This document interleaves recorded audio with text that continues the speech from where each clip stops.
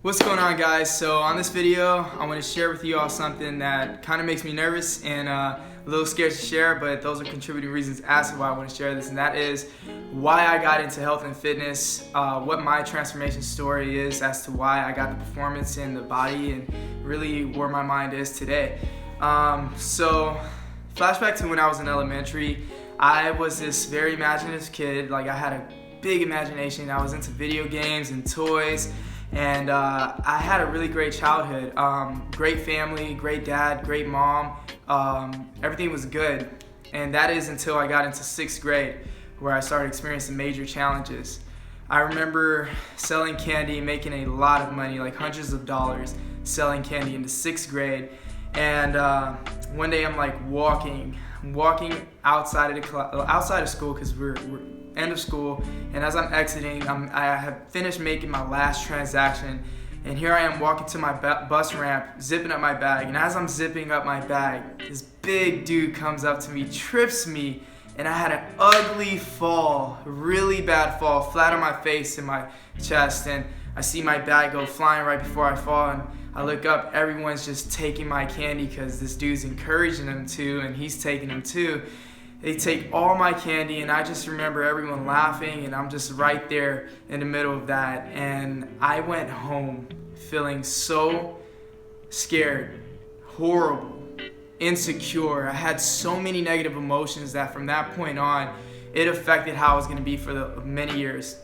And I remember even developing such self-conscious insecurity that in the 7th grade all the way to 8th grade, I started wearing these wristbands. I wore these wristbands to cover up how tiny my wrists were, because I looked at myself and I hated myself, and I said to myself, I'm skinny, and I thought that meant I was ugly and all these things, that I was weak. And I remember wearing baggy clothes even, and it was just bad. And like many of you, I wanted to get help. I wanted to change my body. I wanted to transform my body because I felt that would make me more confident in all this. And so I reached out to many people, read a lot of articles, and one person in particular who actually helped me out with some sound advice was my uncle. He actually encouraged me enough to do push-ups and sit-ups every day, and I did that starting 7th grade, and I kept consistent with it. My mom and my brother looked at me like it was going to be a temporary thing, but it didn't. It was something that actually led me to become confident enough that towards the end of 8th grade, I decided to start my high school journey,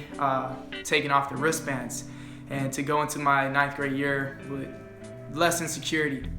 And so I did, and I actually built the confidence enough to start doing sports, which I decided to do football because that was like what they did in my family. My dad's side of the family, a lot of people went to college, NFL, as a result of doing that, and I felt like that's what I needed to do, that's what I was supposed to do.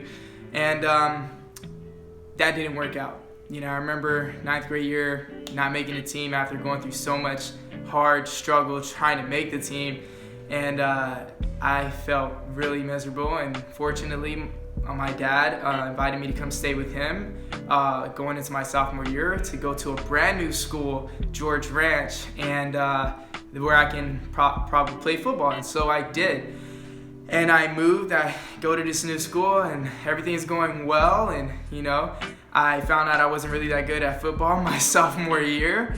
However, I kept going, and I remember being told going into my junior year that this will be the year that you have to perform. And I remember training so hard every morning, 5 a.m., just pushing my body, challenging myself to become more athletic, and then practicing routes and all this. And going into my junior year, I'm like, I'm gonna crush it. And I remember football season starts, we go into practice, I get injured. I'm in crutches now and feeling really bad, confused, because I'm like, what the heck? I'm supposed to do this, and this is the year where you're supposed to perform, and if you don't perform, you can't go to college for it. So I'm like questioning God, and I prayed to him and asked him, what am I supposed to do in my life? And he, I believe, revealed that to me, because I remember going to see what I consider my mentor at the time, Kevin Croft, after school for guidance. And I remember I wanted to vent to him all my problems, and here I am after school. I go up to him and we're talking, and he tells me to go take some books to the library. So I did, and I thought he was going to give me some cool advice, but instead he told me to take some books. And I remember going to this library, and at the time there was this librarian, Miss Donna Anderson, and she was like, this person who I thought was racist, that didn't like people like me, and blah, blah, blah. It was very dumb, but I laid the books down on the counter in front of her, and right next to the counter was this pamphlet that said Common Threads Nonprofit Organization. And I remember thinking out loud, I said to myself out loud, and she heard me, and I said, I wonder if I could ever do something like this. And she stopped me in my tracks. She said, why not? And then that was the start of our relationship. Great relationship where she and I put together a project where we were going to bring these t-shirts and motivate the whole school, and I started using my voice for the first time and encouraging the whole school to bring clothes, and it turned out to be this grand thing that actually got me so much publicity. I was on the spotlight. I got on Houston Chronicle, Sugarland Magazine as a result of doing this, and so many things, and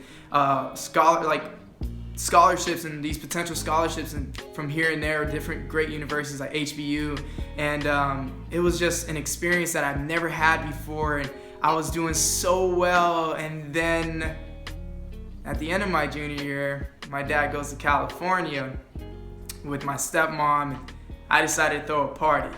And so as things are going good, something else happens, right? Right before the party started, I remember being encouraged by a group of friends to smoke something I've never smoked before. And when I smoked it, I realized I messed up because my whole reality was flipped upside down, and this was like the lowest point in my life that I've ever experienced, where I stopped caring about being self-conscious. I stopped caring about worrying about what clothes I was gonna wear, how I was gonna look, or and all I wanted was my mind back. When I say I went on a bad trip. Like, I had such a bad experience that I was in the hospital the next day because I could not control my mind at all. Everything was distorted. Everything was not normal, and I was scared. I had anxiety attacks for the first time. I was going through so much suffering and turmoil during that summer that it just affected everything. And I realized the importance of transforming my mind, because so many people came together, coaches, mentors, family, friends, to help me change my mind, give me books, give me things to listen to, give me exercises to help come out of the situation, and I did. So I was passionate going into my senior year to go ahead and influence many people who were going through things in my school. And I remember getting together with a group of friends. We put together this organization called There, and every Thursday we would piece together projects, workshops, and I would speak, and we would piece together different things to encourage these people who were going through different things that that led to depression and different habits that were not good. And I did so much, so I knew that this is what I wanted to do. I knew that I wanted to go ahead and help people transform their lives and feel better about themselves, and to work together to connect. And so I graduated with that ambition. And I remember graduating out of high school thinking I was going to start this business that was going to bring so much money so that I can do that. Help people, encourage people, create things through which I would help them catalyze, become free in all these different areas. And that didn't work out. So there I am, graduate out of high school, didn't go to college. Now I'm in this rental home that my dad let me stay in. That was his property, and I'm working these long hours at these restaurants that I worked all different kinds of positions. I worked pretty much every restaurant position you could think of. It was crazy. And all the habits that I had were diminishing. I stopped working out. I had Bud Light in my refrigerator more than I had water, and ramen noodles as my primary source of eating. And I stopped reading and doing all this stuff and started watching more Netflix, and I was just literally going through the motions. And I remember feeling like a total loser. I felt so not in control of my life and wondering if my dreams were ever going to be made manifest. And then I got a phone call from my mom, and she invited me to come stay at her place and use the room that she had for me as a dorm, like a college dorm where I can self-educate myself and get my life back together and figure out what I was going to do, because she believed that I would do something with my life. And just like my dad and everybody that supports me, loves me. And so I moved, and I went to town, man. I said, I'm going to get my body on track. I'm going to transform my body. I'm going to go on a detox of the mind, detox of the body. And I combined those two elements, and a combination of things led to me becoming, getting into personal training. And that way I can go ahead and connect with people physically, emotionally, and psychologically, and catalyze them there. And it went viral. It went big. Like, I mean, I study so much. I got so many coaches and mentors to guide me and give me all these proven systems and strategies that whenever I went into my personal training career, within the first 2 years, I got so many opportunities open to me because of the results that I was getting. And I remember one time I actually had this opportunity to be on Fox News and have this 4-minute segment, and it was like the pivotal moment right there, because now I had all the validation and positive feedback coming from my family and friends, and everyone saw the potential I had. And you know, fast forward to now, I just continued adding value, and this is what I do today. It's just connect with people. Now I'm online and offline, and you know, just working with people everywhere, and it's an amazing experience now.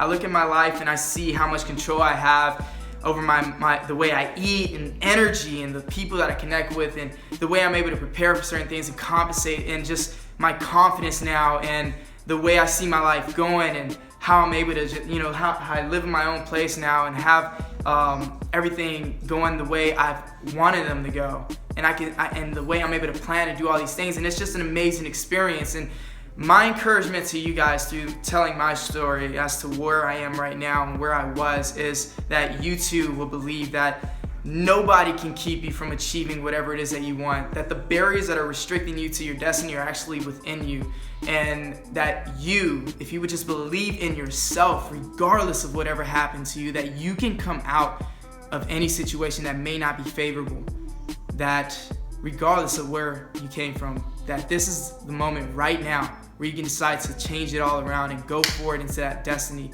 that you know you were meant to be in. All right, so if this hit home run with you, I definitely encourage you to share this video, because I imagine it will inspire that next person. And on that, guys, that's my story for now, and I look forward to seeing you on the next video and giving you more value. Done.